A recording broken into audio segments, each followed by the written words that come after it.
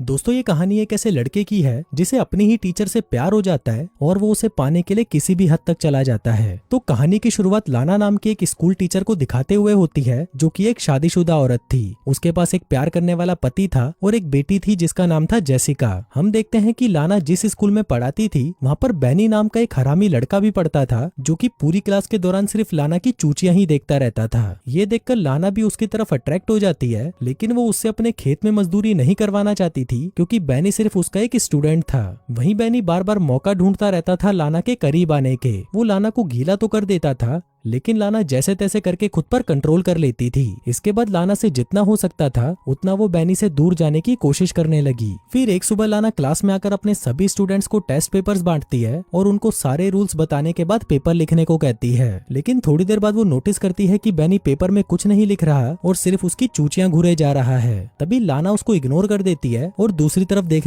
Movie के चाहने वालों, हम आपके लिए लेकर आए हैं एक धमाका ऑफर। नेटफ्लिक्स और अमेजोन पर भारी भरकम छूट आपके सामने अभी प्लान लिखे हुए हैं। अगर आपको हमारे प्लान चाहिए तो दिए गए व्हाट्सएप नंबर पर कांटेक्ट करें। नेटफ्लिक्स और अमेजोन जैसे किसी भी प्लेटफॉर्म के लिए संपर्क करें।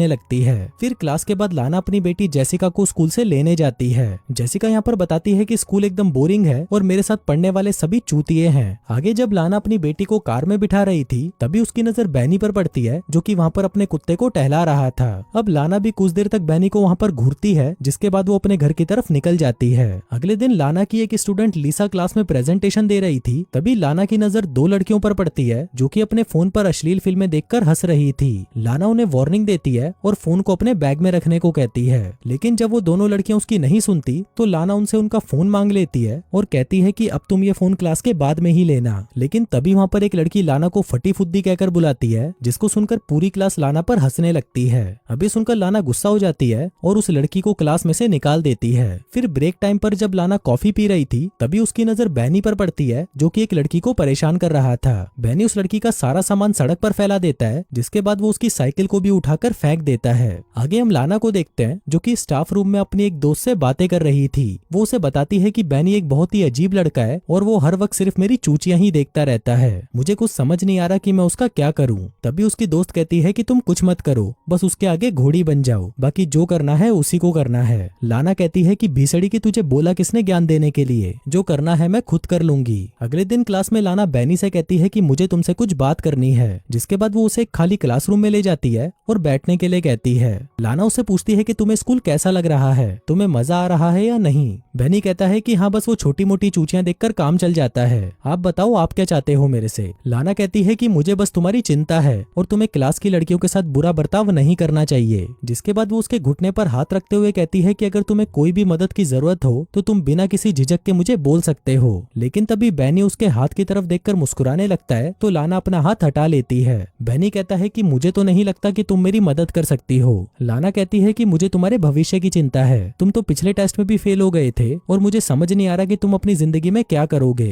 अब लाना की ये बातें सुनकर बैनी हंसने लगता है और कहता है कि जाने मन ये सब फालतू की बातें छोड़ो और जल्दी से मेरे लिए घोड़ी बन जाओ। अभी सुनकर लाना घबरा जाती है और मीटिंग का बहाना लगाकर वहाँ से चली जाती है। लेकिन जाने से पहले वो उसे कहती है कि तुम मेरी बातों पर गौर करना। अगली सुबह हम लाना को देखते हैं जो कि जॉगिंग करके एक झील के पास जाकर रुक जाती है। अब यहाँ से सीन शिफ्ट होता है और हम क्लासरूम में देखते हैं जहाँ पर बैनी का बैग जमीन पर पड़ा हुआ था। तभी लाना वहाँ पर आती है और आसपास देखती है कि कोई उसको देख तो नहीं रहा। जिसके बाद वो बैनी के बैग में से उसके स्वेटर को निकालकर सूंघने लगती है। आगे उसे बाथरूम में से कुछ आवाजें आती हैं तो वो देखने के लिए बाथरूम में चली जाती है। वो नल से पानी पीती है, जिसके बाद वो जैसे ही ऊपर देखती है तभी पीछे से बैनी उसके पास आ जाता है। वो उसकी चूचियां दबाने लगता है और उसे चूसने लगता है, लेकिन तभी लाना उसे रोक देती है और कहती है कि हम दोनों के बीच में ये सब नहीं हो सकता। वो कहती है कि अगर फिर भी तुमने ये सब किया तो मैं तुम्हें स्कूल से निकलवा दूंगी। ये बोलकर वो जैसे ही जाने लगती है तभी बैनी उसे कहता है कि मुझे ये सब करना है। लाना कहती है कि मैं अपने किसी भी स्टूडेंट से मजदूरी नहीं करवा सकती।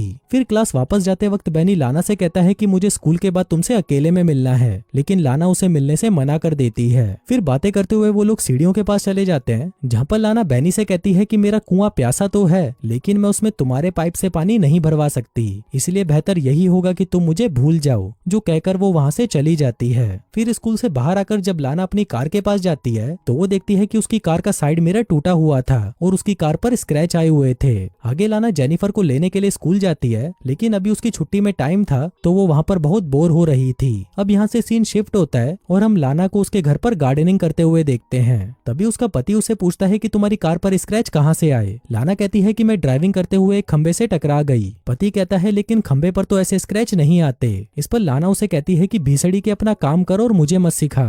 अगले दिन क्लास में लाना अपने स्टूडेंट्स को इंटर्नशिप के लिए एक लेटर लिखने को कहती है और सबसे पूछती है कि किसी को कोई सवाल तो नहीं पूछना। तभी बैनी अपना हाथ खड़ा करता है और उससे पूछता है कि क्या आप अपनी जॉब छोड़ रही हो, क्योंकि मैंने आपको प्रिंसिपल के पास जाते हुए देखा था। अभी सुनकर लाना को गुस्सा आ जाता है और वो बैनी से कहती है कि मैं तुम्हारी प्रिंसिपल को शिकायत करूंगी। बैनी कहता है कि तुम्हें तो वैसे भी प्रिंसिपल की बिल्ली चाटना पसंद है। अभी सुनकर लाना भड़क जाती है और लैनी के बैग को उठाकर बाहर फेंक देती है। कहती है कि या तो तुम क्लास से चले जाओ या मैं चली जाती हूँ। लेकिन जब बैनी उसकी बात नहीं सुनता तो लाना खुद ही वहाँ से बाहर चली जाती है। आगे घर पर लाना जब अपनी बेटी को पढ़ा रही थी तभी उसका फोन बार बार बजने लगता है, लेकिन जब लाना उस फोन को उठाती है तो उसे दूसरी तरफ से कोई जवाब नहीं मिलता।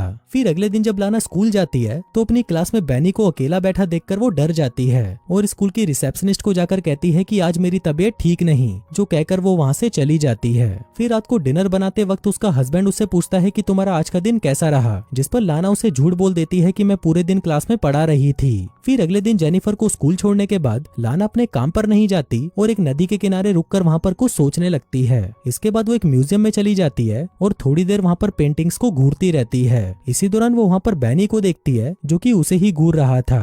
अब लाना उसे देखकर घबरा जाती है और जल्दी जल्दी वहाँ से भागने लगती है, लेकिन तभी लिफ्ट में बैनी उसे फिर मिल जाता है। बैनी लाना से कहता है कि जाने मन मैं तुम्हें बहुत मिस कर रहा था, जिसके बाद वो फिर से उसकी चूचियां दबाने लगता है। अब ये देखकर लाना भी कंट्रोल से बाहर हो जाती है और बैनी को पकड़कर चूसने लगती है, पर तभी बैनी उसे रोक देता है और अपनी उंगलियों को उसकी गुफा में घुसा देता है। तभी सीन शिफ्ट होता है और हम लाना को देखते हैं जिसे रात को नींद नहीं आ रही थी। उसे बार बार बुरे सपने आ रहे थे कि उसकी फैमिली उससे दूर हो गई है। अगले दिन वो चुपके से स्कूल के प्रिंसिपल के रूम में चली जाती है और वहाँ से एग्जाम पेपर चुराकर अपने पास रख लेती है। आगे जब सभी स्टूडेंट्स लंच करने के लिए कैफेटेरिया में जाते हैं तो बैनी को फंसाने के लिए लाना उन पेपर्स को बैनी के कोट में रख देती है। फिर अगले दिन जब लाना स्टाफ रूम में बैठी थी तभी वो देखती है कि वहाँ पर सिक्योरिटी गार्ड्स बैनी को पकड़कर कहीं ले जा रहे थे और तभी लाना को पता चलता है कि एग्जाम पेपर्स चुराने के जुर्म में बैनी को स्कूल से निकाल दिया गया है। लेकिन कुछ दिनों बाद हम देखते हैं कि बैनी के जाने के बाद लाना उसे मिस कर रही थी और वो उसके साथ बिताए हुए पलों को याद करके गीली हो रही थी। फिर एक दिन लाना और जेनिफर एक बुक स्टोर में जाते हैं। यहाँ पर जेनिफर एक खिलौने को देखकर उसे खरीदने की जिद करने लगती है, लेकिन लाना उसे खरीदने से मना कर देती है। आगे जब लाना स्टोर से बाहर आती है तो वो देखती है कि जेनिफर उसके साथ नहीं है।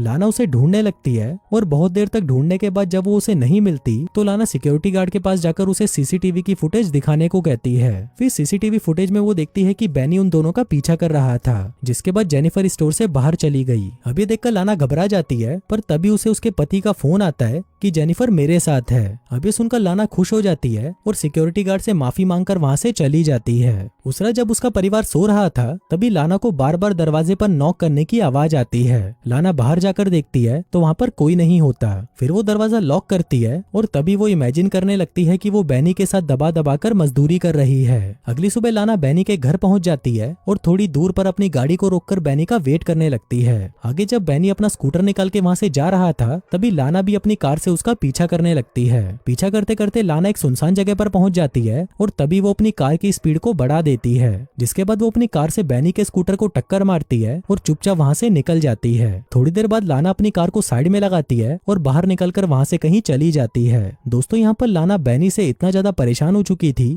कि वो उससे पीछा छुड़वाने के लिए किसी भी हद तक जा सकती थी, यहाँ तक कि वो उसकी जान भी ले सकती थी और लाना ने ऐसा किया भी। और दोस्तों इसी के साथ ही ये कहानी यहीं खत्म हो जाती है।